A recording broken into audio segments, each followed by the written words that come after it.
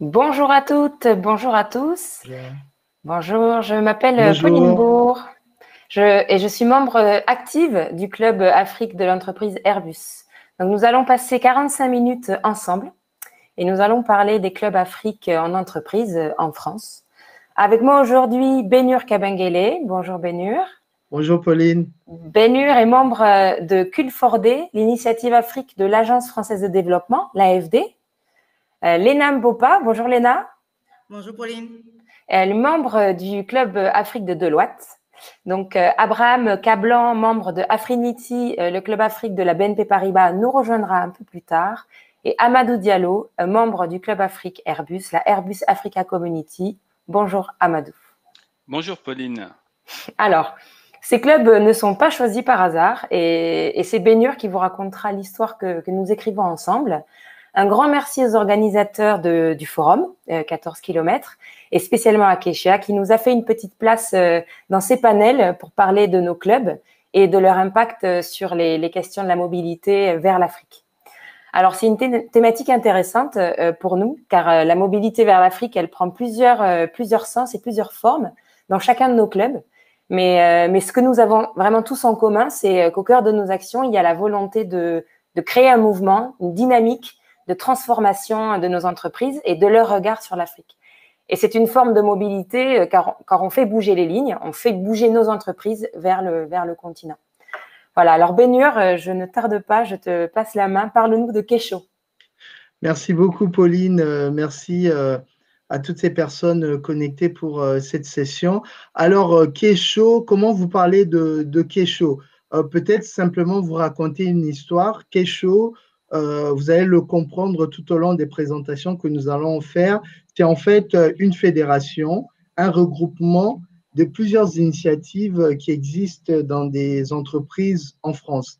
Il y a à peu près 2 ans, nous nous sommes regroupés, des amis, des collègues, des personnes qui sont devenues des membres de Kesho, qui viennent de l'AFD, d'Airbus, de Deloitte et de la BNP Paribas. On est parti du constat que chacun d'entre nous, dans nos entreprises, nous lancions des initiatives pour pousser nos entreprises ou accompagner des démarches internes de nos entreprises sur les questions de diversité et inclusion, mais aussi pour essayer d'améliorer la relation ou la manière d'interagir avec l'Afrique. Alors, d'autres appellent ça club, d'autres appellent ça initiative, et pour d'autres, ce n'est pas que Afrique, même si l'Afrique a une grande part, mais nous avons décidé de nous mettre ensemble pour créer un think tank, pour réfléchir ensemble sur ces questions, et un do tank pour agir ensemble. Et le 15 avril de cette année, nous avons lancé le club Kesho, qui se veut être un fédérateur d'initiatives des clubs dans les entreprises qui essayent de bouger les entreprises de l'intérieur et de les aider à mieux comprendre l'Afrique et à mieux travailler sur les questions de diversité et inclusion. Voilà ce que je peux dire. Merci beaucoup, Benhur. Merci, merci. Donc maintenant, je vais passer la parole à chaque club. Donc, je te la redonnerai, Benhur, en temps voulu pour que vous puissiez nous dire en quelques mots le pourquoi et le quoi de votre initiative. D'accord? Et je passe la main à Amadou. Bonjour, donc je m'appelle Amadou Diallo, je fais partie de la Airbus Africa Community. Alors la Airbus Africa Community, une petite histoire, je pense qu'on a tous vécu ça un peu dans les couloirs des grandes entreprises où entre blacks, on se croise dans les couloirs, on se dit bonjour, on sourit et chacun continue sa route. À un moment donné, on s'est posé la question, est-ce qu'on peut aller au-delà de cela? Et c'est de là qu'est venue l'idée de la Airbus Africa Community. Il y a Kwame Nkrumah qui dit que je suis africain pas parce que je suis né en Afrique, je suis africain parce que l'Afrique est née en moi. Et la Airbus Africa Community, c'est vraiment ça. C'est des gens d'origine africaine ou qui ont l'Afrique dans le cœur. On a tous décidé ensemble en 2017, bon, c'est assez récent, de dire, OK, on va lancer notre club d'entreprise, la Airbus Africa Community. Et depuis 2017, on existe à travers différents sites d'Airbus en Europe et à travers le monde.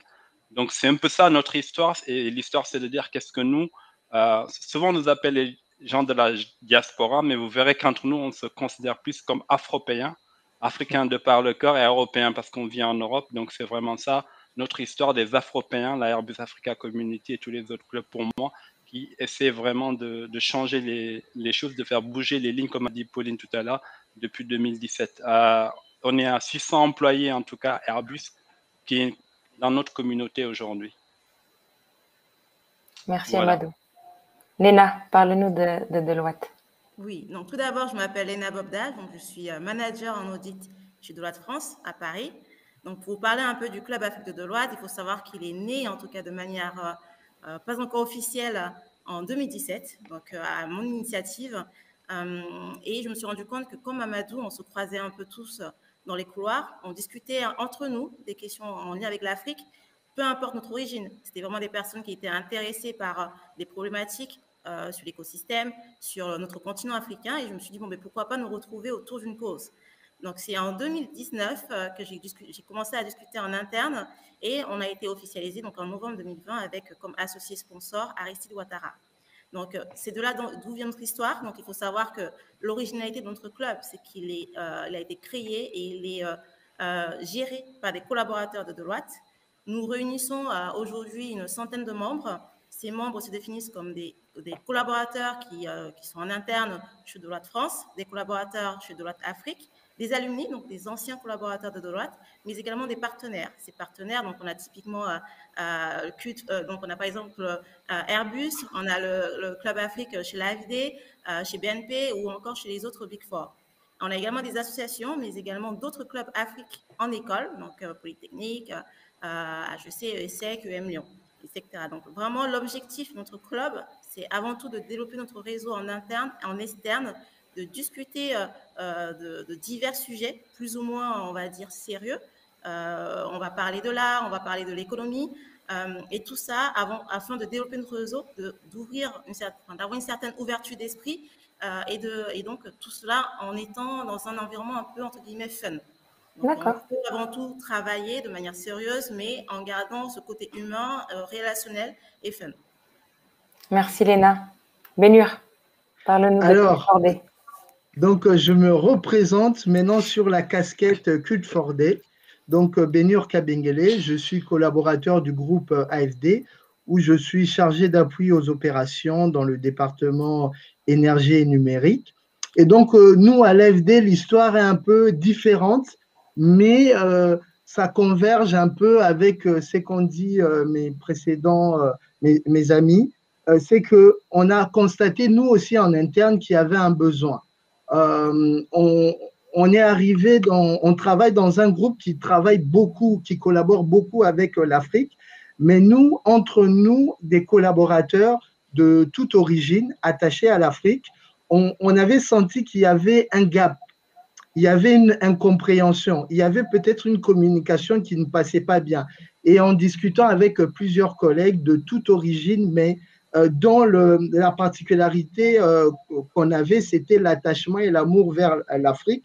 On s'est dit comment faire pour que notre groupe puisse mieux entendre l'Afrique, mais pas que l'Afrique, mais mieux entendre nos pays d'intervention, parce que l'AFD aussi en Asie, l'AFD aussi en Amérique latine, mais majoritairement les actions qu'on fait, et là où on est beaucoup regardé, beaucoup challengé, c'est sur l'Afrique. Et nous, on a brainstormé ensemble avec les collègues pour savoir comment on peut traiter ces sujets. Et on a trouvé la culture comme étant l'angle intéressant pour pouvoir en fait comprendre l'Afrique, la culture comme étant l'angle intéressant pour pouvoir en fait aider notre groupe à mieux travailler sur ces questions. Et c'est comme ça qu'en interne, il y a un process, un programme intrapreneur qui permettait en fait à des collaborateurs de proposer une initiative innovante qu'ils pourraient mettre en place. Et donc, on s'est mis ensemble avec plusieurs collaborateurs de toute origine, pas que des collaborateurs d'origine africaine. Ça, je tiens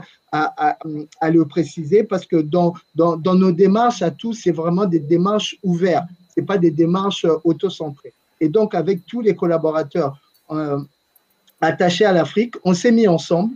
On a créé Culte Fordé, c'est-à-dire culture pour le développement, dont on fait quelque chose de simple, c'est on invite des artistes de nos pays d'intervention. Et majoritairement, là, on a invité beaucoup d'artistes africains.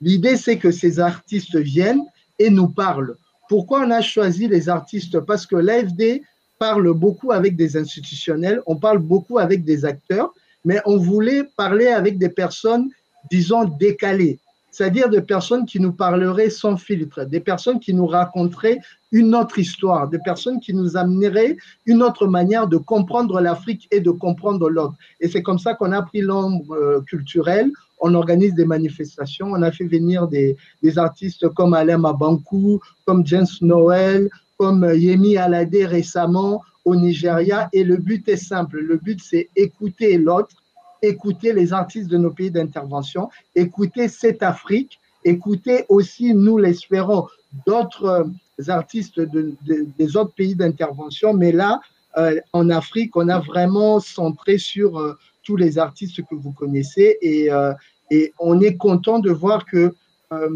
l'idée qu'on avait eue et l'angle qu'on avait décidé de prendre, c'est un angle qui aide vraiment notre entreprise à parler à l'autre et notre entreprise à avancer sur des questions peut-être qui, du point de vue institutionnel, sont difficiles à traiter, mais du point de vue de la culture, on arrive à le traiter. Voilà. Bravo, merci beaucoup, Bénur. Alors, je vais vous demander maintenant de me citer un ou deux exemples qui illustrent l'impact de vos activités sur l'entreprise, donc l'activité de vos clubs sur l'entreprise et sur les membres de votre communauté. Un ou deux exemples, tu en as déjà cité, Bénur, mais je suis sûre que tu en as encore d'autres dans ton sac. Léna? C'est moi qui commence. Allez, ou c'est Léna? Allez, Léna, ladies first. Honneur à moi, du coup. Donc, un ou deux exemples, bon, ça va être compliqué, mais je vais en choisir un. Donc, on a un projet totalement particulier qui est vraiment organisé par le Club Afrique de Deloitte. Ça s'appelle le 45 minutes in. Donc, ce 45 minutes, c'est un événement que nous organisons une fois par mois. L'objectif de ce 45 minutes est de faire découvrir aux collaborateurs de Deloitte France, aux collaborateurs de Deloitte Afrique, mais également à nos autres partenaires, donc les alumni et les clubs Afrique en école et en entreprise, faire découvrir un pays d'Afrique, des collaborateurs avec un parcours particulier et enfin des projets phares sur lesquels Deloitte travaille dans ces pays.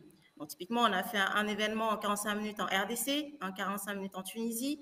Là, on organise un 45 minutes au Sénégal. Donc, vraiment, l'objectif, c'est de couper en fait cette distance géographique qu'on peut avoir, de fédérer nos forces, de créer une certaine communauté qui a un intérêt pour l'Afrique, qui a un intérêt pour un pays en particulier.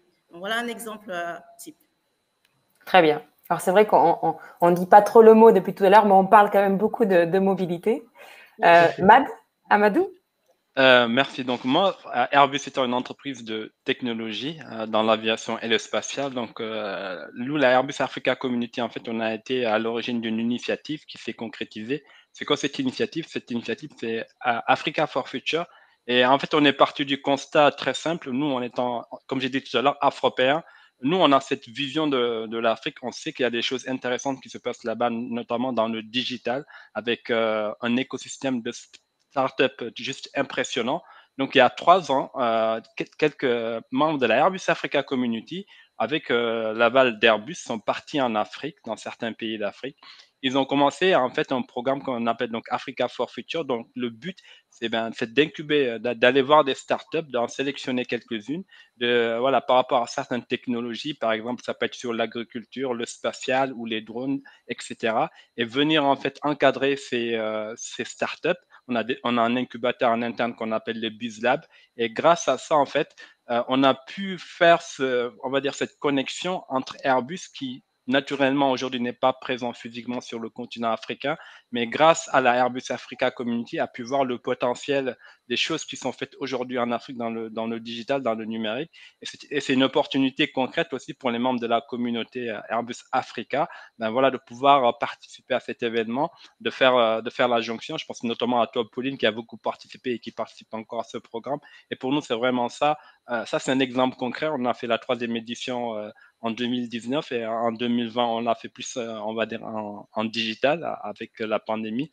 Donc, ça, c'est un exemple concret. On en a plein d'autres, mais voilà, ça, c'est un exemple concret où la Airbus Africa Community a pu contribuer en fait à un peu permettre à Airbus de mettre un pied en Afrique sous un angle différent. Voilà. Très bien. Excellent exemple. Bénur. Alors, de mon côté, on a plein d'exemples, mais je vais prendre l'exemple récent qui vraiment me donne de la joie et montre vraiment qu'on essaie d'impacter vraiment notre entreprise et notre environnement. C'est que maintenant, les Cult for Day a commencé à Paris avec des collaborateurs de l'AFD à Paris, mais on a décidé de faire aussi des événements dans nos agences parce que l'AFD, c'est un grand groupe qui est présent partout dans le monde et notamment en Afrique. Et là, récemment, on a fait un premier événement au Nigeria où on a invité l'artiste Yemi Yalade. Donc, pour nous, grâce à Cult for Day, on arrive aussi à nous faire parler entre nous en interne, à faire des événements culturels pour sortir un peu des événements ou des actions professionnelles où on s'envoie des mails, on fait des projets. Mais là, on va sur quelque chose où c'est la culture qui nous fait parler. Ça fait qu'on travaille sur des choses où peut-être on est moins stressé, où on n'est pas dans un format de travail, mais on est efficace et on fait avancer les sujets. Et donc, nous, une fierté pour nous à Cult for Day, c'est de pouvoir maintenant travailler avec nos agences, faire des événements. Et au-delà de nos agences, on a été très fiers de l'événement qu'on a fait au Nigeria, parce qu'il y avait par exemple la présence de l'ambassadeur de France au Nigeria.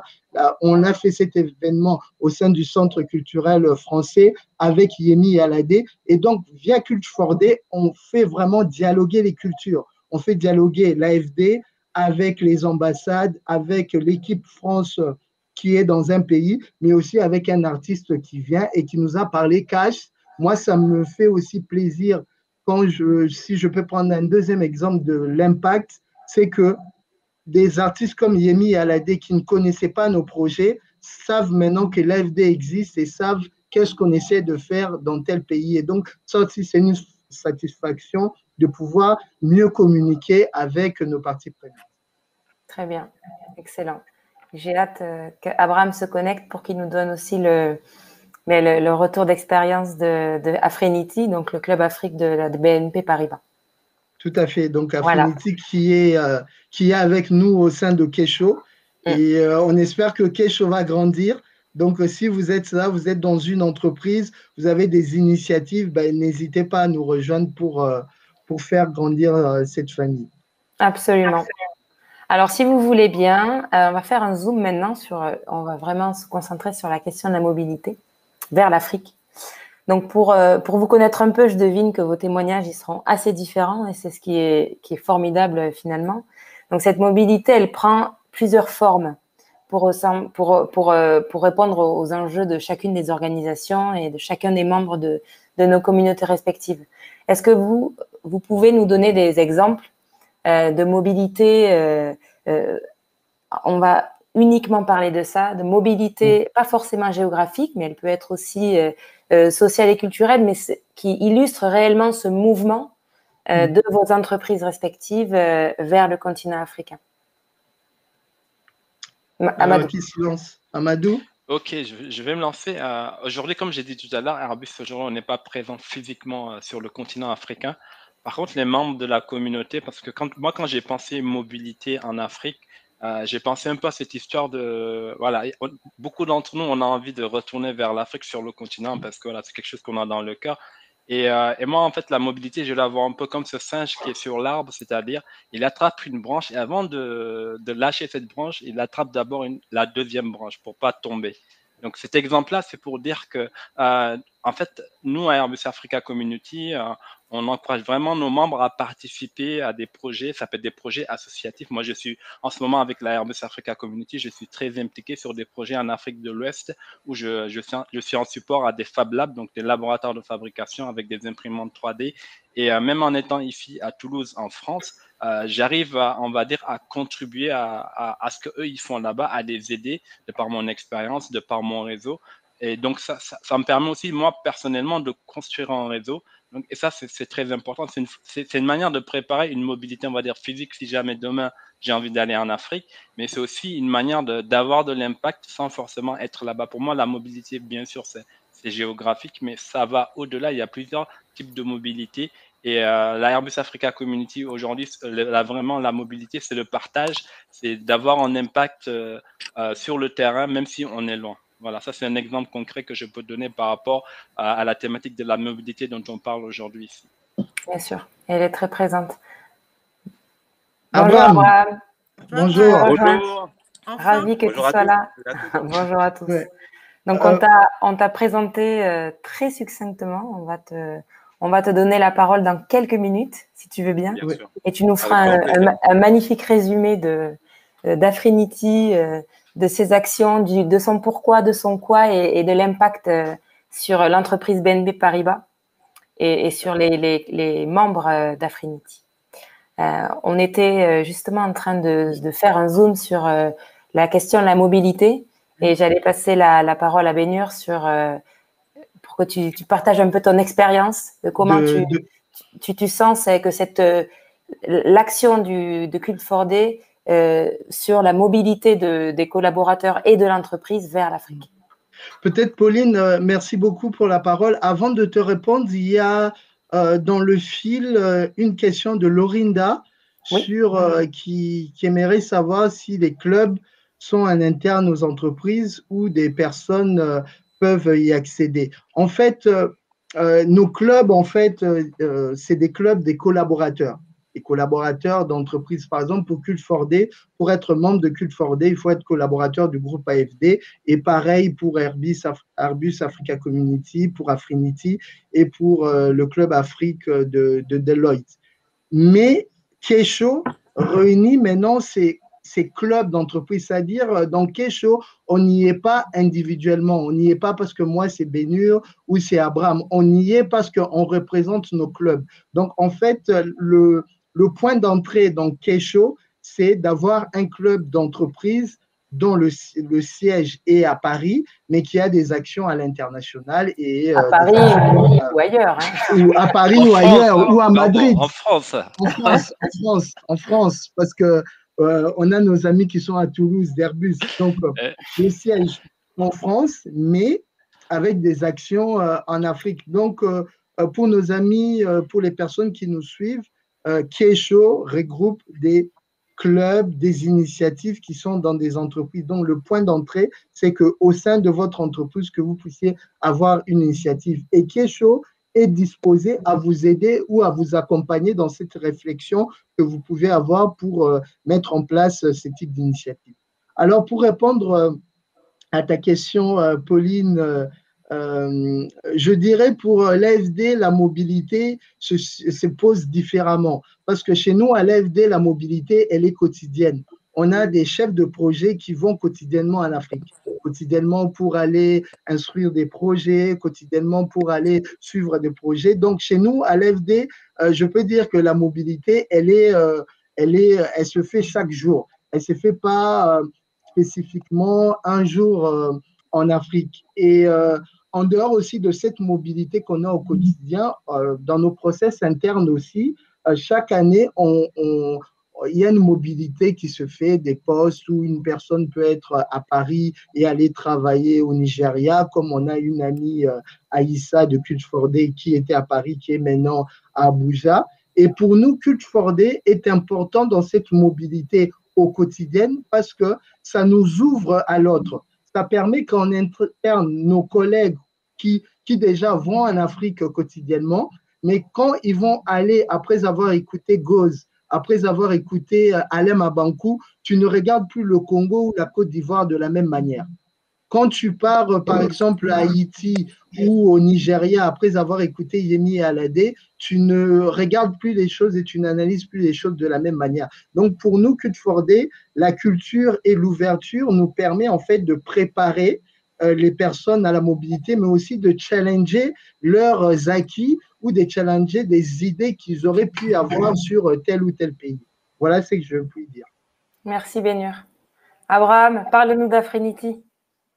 Alors, parfait, merci beaucoup à toutes et à tous. Alors, BNP Paribas Afrinity, donc c'est un réseau qui a maintenant plus de 10 ans, qui a été créé en 2011 par des collaborateurs, à l'initiative des collaborateurs de BNP Paribas. Donc aujourd'hui, 10 ans après, on est plus de 500 membres. qui sont répartis sur l'ensemble des entités de BNP Paribas. Donc, il y a 10 membres du bureau. Donc, c'est des membres du bureau actifs qui font la coordination d'événements et qui sont voilà, force de proposition pour proposer des événements, des ateliers en lien avec les piliers que porte le réseau Affinity. Donc, sur les piliers, il y en a trois principaux qui sont ultra importants pour nous et on est soutenu par la responsable RH de BNP Paribas Group, donc membre du comité de direction qui est Madame Sophia Merlot, que je remercie au passage. Donc les 3 piliers fondamentaux qu'on a chez BNP Paribas Affinity, donc le premier, c'est vraiment combattre toutes les formes de discrimination. Et je ne sais pas si je rentre dans le détail maintenant ou plus tard, mais les formes ce combat-là, c'est vraiment par le biais de la sensibilisation des stéréotypes, comment les stéréotypes surviennent, comment les déconstruire et comment voilà, mettre en lumière, en exergue les préjugés qui peuvent nuire, qui peuvent par la suite amener à des situations de discrimination. Donc ça, c'est un socle incontournable. Le deuxième pilier, c'est vraiment de promouvoir cette diversité à tous les niveaux de l'entreprise, donc au niveau employé, au niveau cadre et au niveau cadre dirigeant. Parce que vous savez, la diversité, elle est très bien représentée aux entreprises, mais pas à tous les niveaux. Au niveau opérationnel, voilà, il n'y a pas trop de sujets. Et puis, plus vous allez grimper dans les hiérarchies des postes et fonctions, et moins il y aura de diversité. Donc ça, c'est vraiment le deuxième point. Et le troisième, c'est vraiment le sens réseau, dans le sens network au sens du terme. C'est faire rencontrer ces gens-là qui sont membres du réseau Affinity, qui vont se mettre en lien avec d'autres membres qui ont des postes et des fonctions divers au sein de BNP France ou à l'étranger, justement pour se créer ce réseau-là et pour créer des passerelles qui sont vraiment nécessaires pour la mobilité, parce qu'on sait très bien qu'il y a le marché d'emploi en interne que nous propose et qui encourage BNP Paribas, mais cette notion de cooptation et de réseau et de connaître l'opportunité, aujourd'hui, c'est vraiment quelque chose qu'il faut vraiment pousser auprès de nos collaborateurs et c'est tout le sens de ce mot réseau. Excellent. Est-ce que tu peux nous citer 1 ou 2 exemples d'actions qui ont eu un véritable impact sur les décisions, sur l'orientation de l'entreprise ou sur les membres de Affinity? Alors, peut-être 2 exemples. Alors, un premier exemple qui est directement lié à la mobilité. Alors, on n'a pas vocation à se substituer au HRBP, donc au RH. Mais par contre, ce qu'on fait, c'est vraiment des ateliers de sensibilisation auprès de nos collaborateurs pour qu'ils renseignent bien leurs compétences. Donc, on a un outil interne qui permet de gérer et de postuler à des opportunités en interne. Donc, de bien enrichir leurs compétences et de bien leur faire pousser des opportunités qu'on a d'autres interlocuteurs qu'on a en Afrique. Mais ces séances de sensibilisation, c'est vraiment bien enrichir les compétences du collaborateur, bien expliquer ces enjeux-là et faire un pré-bilan des compétences entre guillemets. Donc ça, de façon concrète, on met vraiment la main dessus. Alors, on ne se substitue pas au RH, mais vraiment, on donne vraiment les bonnes pratiques aux collaborateurs pour se mettre en avant, pour qu'ils puissent stopper les meilleures opportunités, parce qu'on a des algorithmes en fait qui poussent des opportunités directement aux collaborateurs en fonction des compétences comportementales, métiers et autres.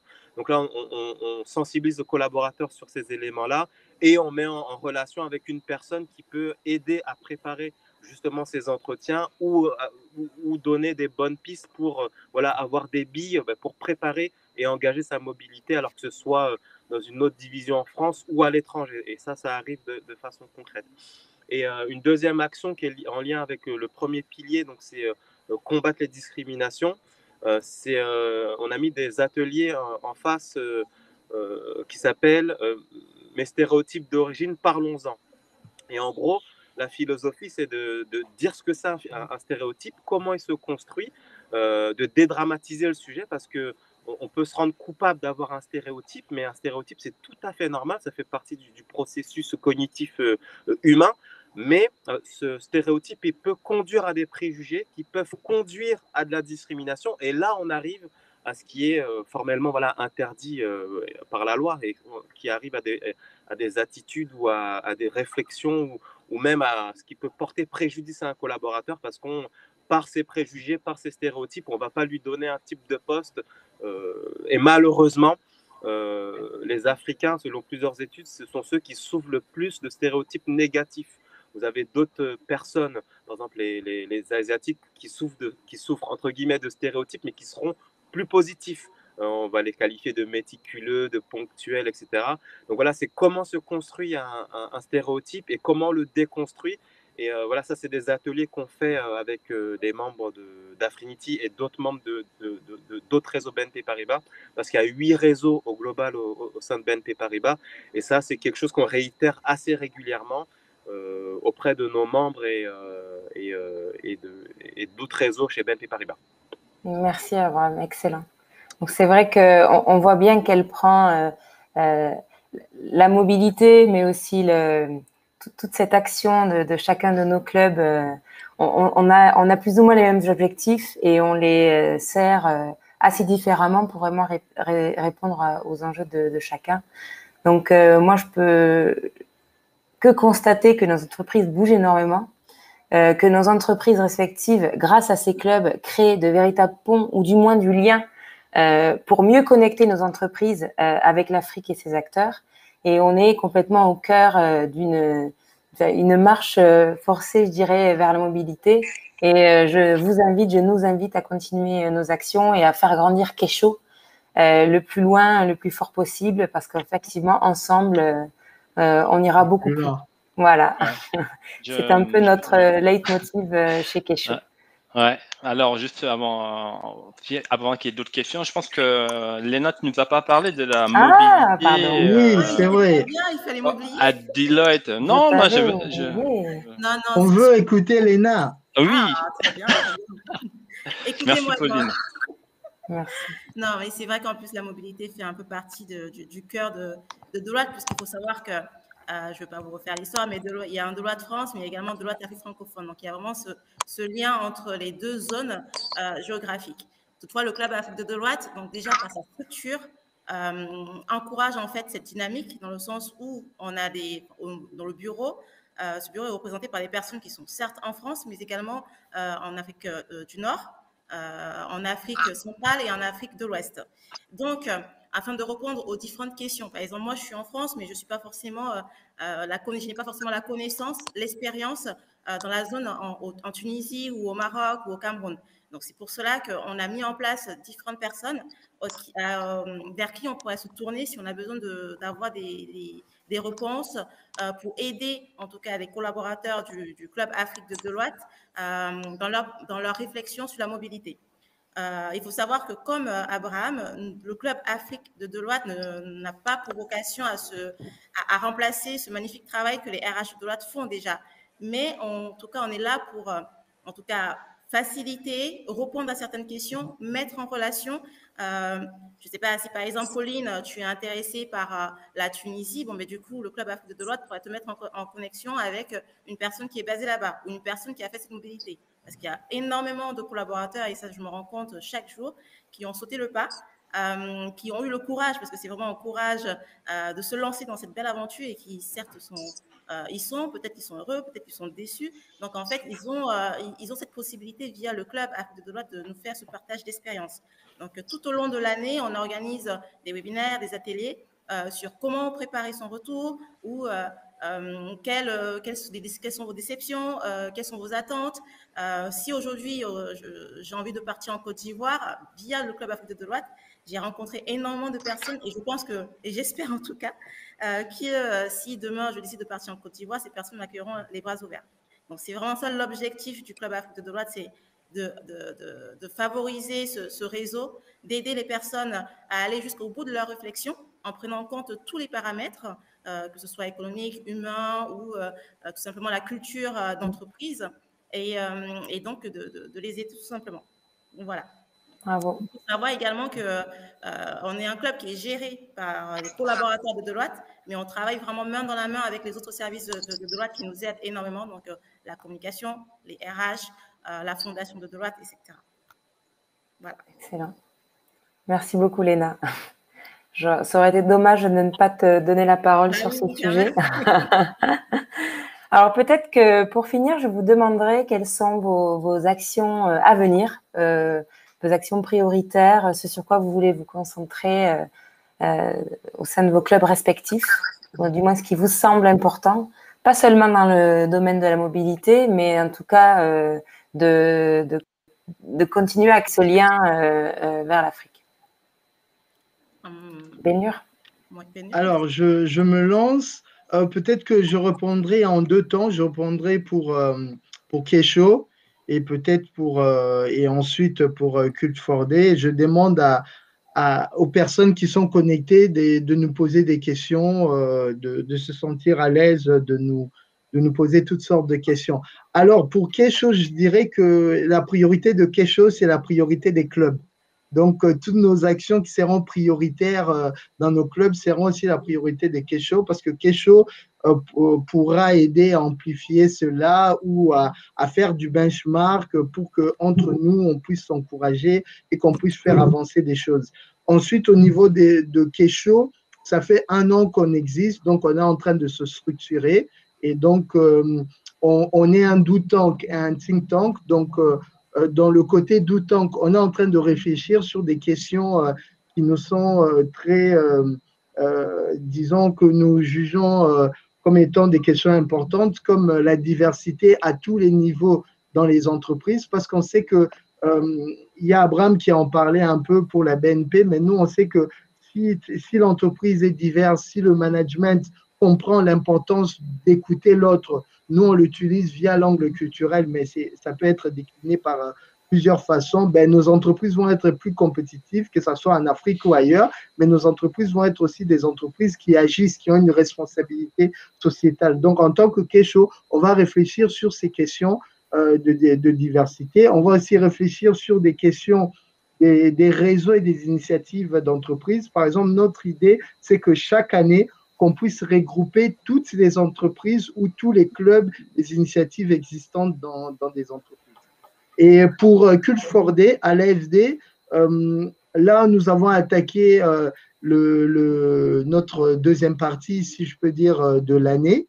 Et un des événements phares pour nous, c'est que cette année, c'est les 80 ans de l'AFD. Et donc, comme on célèbre nos 80 ans, ben, Culte Fordé a pour priorité de participer à cette fête qui va se faire pour apporter notre touche. Et là, on est en train de préparer des événements avec des artistes originaires d'Afrique, mais on prépare quelque chose de très important et de très bien qui est un événement qui s'appelle un voyage culinaire. C'est-à-dire, on va faire venir des chefs originaires d'Afrique qui vont venir nous parler de la cuisine africaine, de la cuisine par pays et nous faire déguster cette cuisine. Donc, pour nous, c'est une manière de permettre, en fait, aux personnes et aux collaborateurs de l'AFD de pouvoir connaître, en fait, l'Afrique d'une autre manière et connaître nos pays d'intervention. Voilà. Excellent, Bénur. Est-ce que quelqu'un veut partager une initiative qui lui tient à cœur à développer prochainement? Airbus Africa Community, en fait, avec la crise du Covid-19, on est très actif en ce moment en Afrique de l'Ouest pour essayer de supporter, comme j'ai dit tout à l'heure, les laboratoires de fabrication, c'est-à-dire les petits bidouilleurs dans des petits, voilà, les Fab Labs, on les appelle. Et on a beaucoup d'initiatives en ce moment en Afrique de l'Ouest où on essaie justement de les aider à les financer, à se structurer mieux, à être plus résilients face à la pandémie. Donc, dans les prochains mois, en tout cas, on va beaucoup se concentrer pour essayer de concrétiser des choses sur lesquelles, par exemple, on est en partenariat avec l'Agence française de développement. Donc, clairement, c'est avoir cet impact au plus près des gens qui en ont le plus besoin en tant que, on va dire, collaborateur d'Airbus et de la Airbus Africa Community, pour être assez succinct. Et littéralement utiliser nos entreprises et leur ingénierie pour répondre à des challenges en Afrique. Très bien. Voilà, c'est tout pour moi.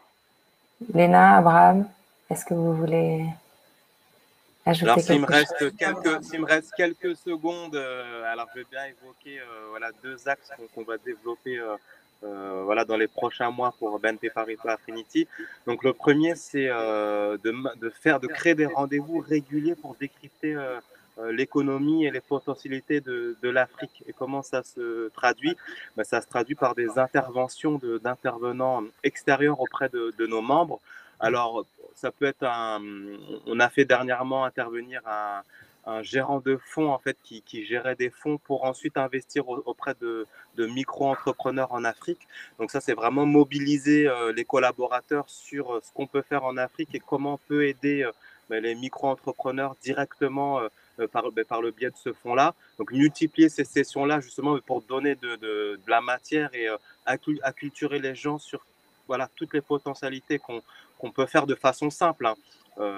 Donc ça, c'est un premier axe. Et le deuxième, c'est de capitaliser encore sur, là c'est plus en interne, sur le programme et le mentoring.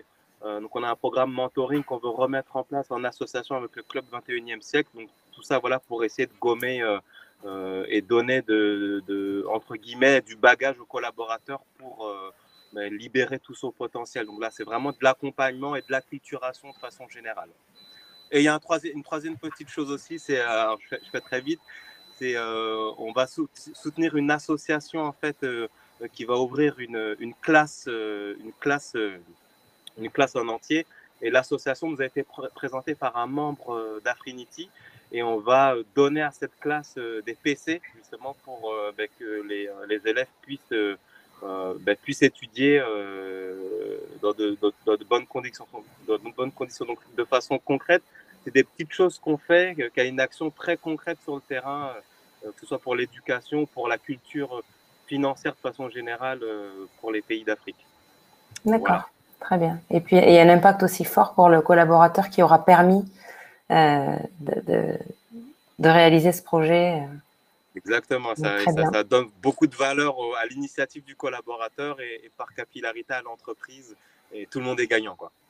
Alors peut-être qu'on va terminer en rebondissant sur une remarque de François, mais d'abord je veux juste m'assurer que si vous êtes intéressé par le projet Kesho, si vous avez, ce que disait Bénir tout à l'heure, si vous avez déjà pensé à développer des initiatives similaires au sein de vos entreprises, n'hésitez pas à nous suivre sur les réseaux, à nous contacter, parce que nous partageons avec enthousiasme et volontiers toutes nos expériences et nos idées et surtout voilà, notre retour d'expérience sur comment avons-nous réussi à réellement créer ces clubs et à les rendre visibles et importants dans nos entreprises respectives. Alors, la remarque de François, c'est le sentiment que j'ai et que toutes ces initiatives sont tellement heureuses que l'on va avoir un problème de changement d'échelle. J'ai bien aimé l'idée de Bénur, que cela profiterait aux relations avec d'autres continents. Alors, finalement, François, là, effectivement, tu soulèves la question de changer d'échelle, donc d'avoir un impact plus grand. Et je pense que le Kesho existe pour cette raison. On a créé Kesho puisqu'on s'est dit qu'on avait les mêmes combats, on n'avait pas forcément les mêmes réalités, on ne vivait pas, on ne travaillait pas dans les mêmes contextes, mais on avait les mêmes combats. On voulait changer le regard de l'Afrique au sein de nos entreprises. On voulait rendre nos entreprises plus africaines. On ne savait pas forcément comment faire. On s'est constitué un réseau dans nos entreprises respectives et on a créé Kesho, qui est une somme de forces qui, ensemble, on pousse plus fort. Ensemble, on connecte nos réseaux et je trouve qu'en une petite année, on a déjà montré une force de frappe assez impressionnante. Donc maintenant, je pense qu'il faut qu'on passe à l'action. On a beaucoup de sujets ouverts, chauds, prêts à être investis. Donc je passerai la parole à Bénur pour clôturer ce panel, puisqu'on est vraiment au cœur de notre action en tant que Kesho. Oui, tout à fait, Pauline. Je suis d'accord avec toi sur la réponse à la question de François. Je pense effectivement que Kesho nous amène à dépasser cette échelle qu'on a du point de vue micro dans nos entreprises, mais aussi ce qui est intéressant avec le modèle Kesho, vu que nos entreprises sont diverses, les collaborateurs sont de toute origine, ça permet aussi à créer des ponts avec d'autres continents et aussi à avoir un modèle de dialogue, de collaboration avec tout l'écosystème de notre entreprise, que ce soit l'Afrique ou ailleurs. Et j'ai vu aussi dans le fil, il y a une question de Nina sur le fait que est-ce que les entreprises aident les collaborateurs à la mobilité? Comme je l'ai dit un peu avant, c'est que nous, dans nos entreprises, il y a déjà une mobilité interne qui se fait au quotidien. C'est-à-dire, nos collaborateurs ont la possibilité de découvrir l'Afrique ou d'aller travailler en Afrique. Et donc, le fait que ces clubs existent, nos entreprises, en fait, nous permettent déjà en interne d'avoir cette mobilité. Je pense que c'était la seule question qui traînait dans le chat. Et donc, comme il nous reste encore quelques minutes, donc je dirais juste que l'Afrique est un beau continent. Vous voyez toutes ces initiatives qui fleurissent, c'est parce que c'est des initiatives qui veulent en fait que nous puissions dialoguer. Et moi, je pense que le dialogue est important. Et dans ce dialogue, dans cette mobilité pour les personnes qui travaillent au quotidien en Afrique ou qui veulent aller travailler en Afrique, de ne pas oublier que la mobilité ou les dialogues doivent rester ouverts. Comme nos clubs, c'est des clubs ouverts où on doit écouter les autres. C'est-à-dire, même quand on fait une mobilité en Afrique, nous, par exemple, avec Culte Fordé, on fait tout pour écouter aussi les besoins de nos collaborateurs. Donc, quand on va vers l'Afrique, écoutons aussi les Africains, écoutons aussi les gens qui sont sur place. Et je pense que du choc des idées, j'ai eu la lumière. Amen, Bravo, mon frère. Bénur. Amen. Ah là là. Bénur. Voilà, bienvenue chez Kesho. En toute laïcité, venez chez Kesho. Merci à tous, à très bientôt. Continuez à nous suivre, commencez à nous suivre. On est sur à peu près tous les réseaux sociaux. Est-ce qu'on peut les lister? Est-ce que ça sert à quelque chose? Alors, Oui. on est sur LinkedIn, on est sur Twitter, on a une chaîne YouTube, voilà, on communique beaucoup également. dessus. Instagram et Facebook, voilà. Oui. Donc, voilà, n'hésitez pas à liker, à suivre, à commenter, à nous taguer si vous voyez des choses intéressantes, parce que voilà, voilà. Et si vous avez d'autres questions sur les mobilités, n'hésitez pas à taguer Kesho, le club Kesho, et puis on interagira avec vous. On va vraiment continuer cette discussion en dehors de cette plateforme et on est très content que vous soyez là avec nous, que vous partagez ce moment d'intimité, d'échange sur la mobilité en Afrique. Merci. Et encore une fois, merci à 14 km de nous avoir accueillis pour ces 45 minutes de panel. À bientôt. Merci beaucoup. Au revoir. Merci. À bientôt. Au revoir.